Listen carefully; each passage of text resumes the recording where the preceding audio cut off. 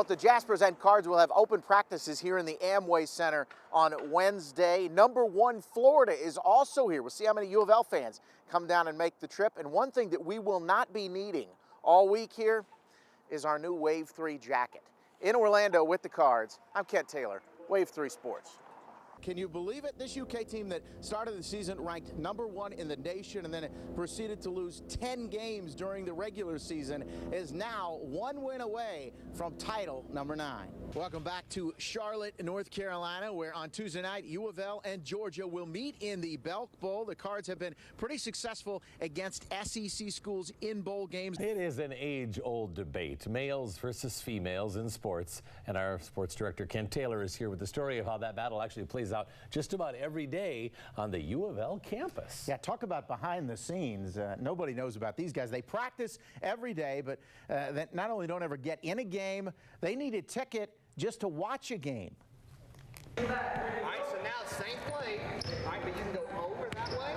U of L assistant coach Sam Purcell begins practice by going over the scouting report. These guys look the part of Division I basketball players. But Purcell is an assistant coach for the top 5 U of L women's team. Well, I've used guys since I was down at Western Kentucky in 95, 96. It's been going on for a long time.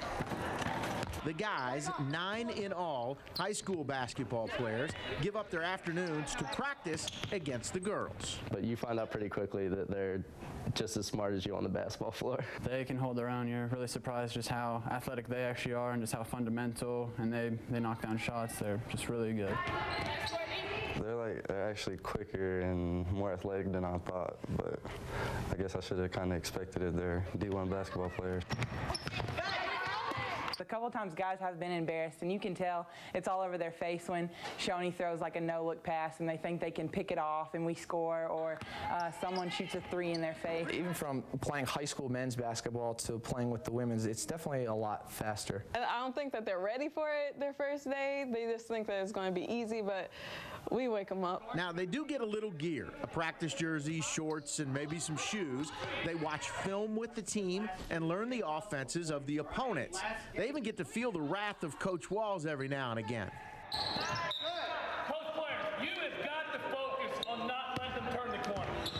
I know the first practice I had, he really got into me. I'm like, wow, I'm just a practice player, but he demands excellence from everyone. So, but yeah, he makes sure that we know what we're doing. I don't think they know what to expect from Coach Walls either, because he's not afraid to get on them either. When they mess up, he yells at them too and tells them they need to do their job just as much as we do. The Cards got a big assist from their practice guys as they were preparing for Brittany Griner and Baylor on their way to the Final Four in New Orleans. Yes, I had to imitate Brittany Griner. That was the best practice. I actually get the block, and I was happy to do that. And we shot jump shots over him, and our coaches told him, get up close to them, have a hand up in their face, to give them kind of that reality of what it's going to be like when you play Brittany Griner. You know, there are times when we tell them, go full out, block every shot you want. And then there are situations where we tell them, you know, you aren't out here trying to be an All-American.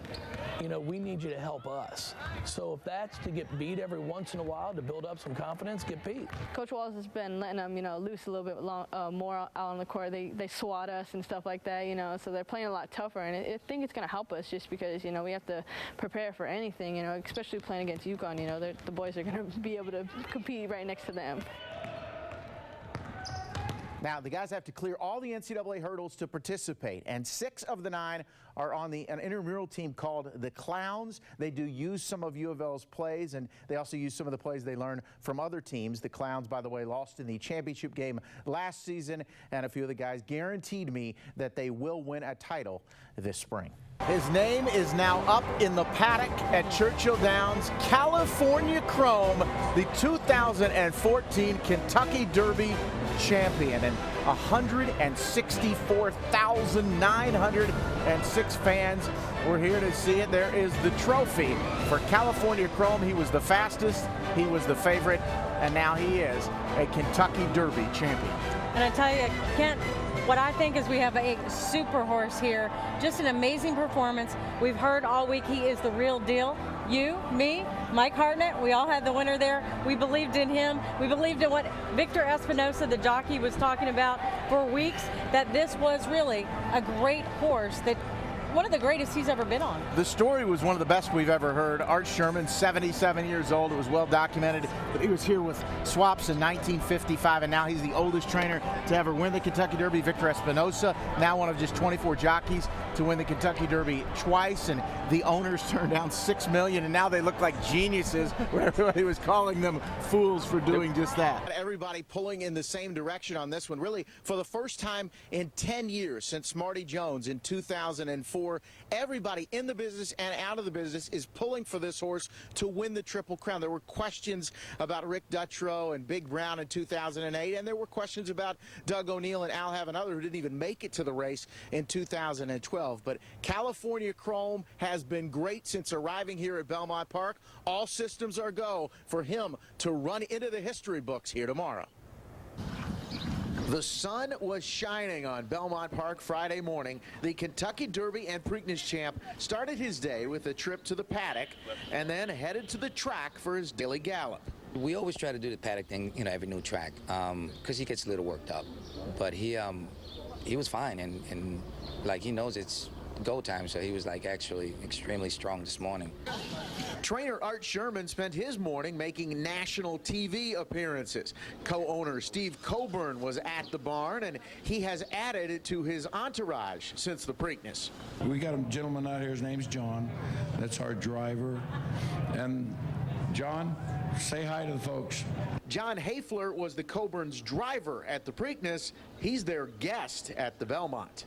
This is the first time I've been asked to come to the Belmont. Yeah, this is wild. This is beyond, what I could ever. I just drove him around for a week. That's all. I called him and I said, John, man, you need to come to the Belmont. He says, okay. So I told him, I said, we got your ticket. All you got to do is show up. He said it only took him 4 hours, an hour to get to New York and 3 hours to get through town. Hafler may also be a lucky charm.